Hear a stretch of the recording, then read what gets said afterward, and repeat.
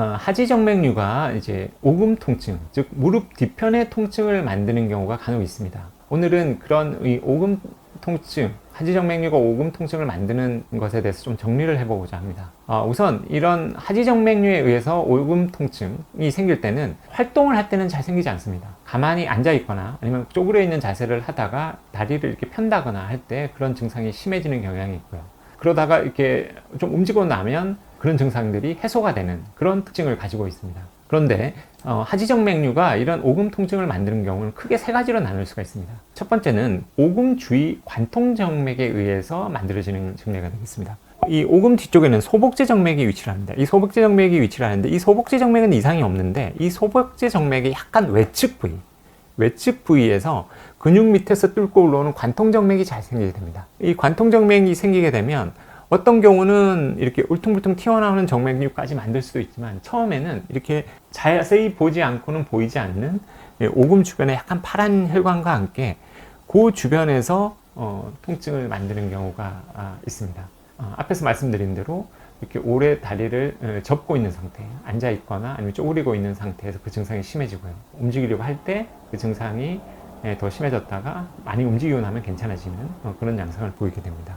이런 경우는 이 오금에서 약간 외측에서 그런 증상을 보이는 경우가 많습니다. 그 다음에 이제 두 번째 경우는 이 대복제 정맥에서 소복제 정맥의 기시부 쪽으로 어떤 연결하는 정맥이 있는데 그쪽에서 불편한 증상을 보이는 경우입니다.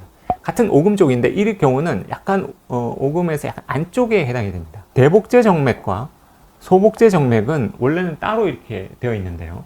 이 대복제 정맥과 소복제 정맥을 연결하는 정맥이 마침 그 오금 쪽에 있는 경우가 간혹 있습니다.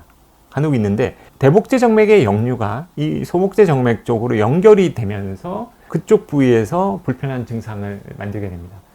이런 경우도 마찬가지로 오래 앉아 있다가 서려고 하거나 이럴 때 이제 불편한 증상을 보이는데요. 이거는 이제 대복제 정맥 안쪽에 있는 대복제 정맥에서 소복제 정맥 쪽으로 연결이 되기 때문에 통증이 이 약간 내측, 뒤편에 있어서도 약간 내측에서 증상을 보이는 경우가 많습니다. 세 번째는 소복제 정맥 자체에 문제가 생기는 경우입니다. 소복제 정맥 쪽으로 피가 이렇게 역류를 해서 이제 정맥류가 만들어질 때 오금 쪽에서 통증을 만들 수가 있는데 이 소복제 정맥 쪽으로 역류를 한다고 해서 보통은 그쪽에서 불편한 증상을 만드는 경우는 이 소복제 정맥 자체의 역류보다는 이 소복제 정맥 쪽으로 역류를 하는데 그 부위가 이 심부정맥 쪽에서 올라오는 관통정맥들하고 연결이 돼 있는 경우에서 그런 경우가 많습니다.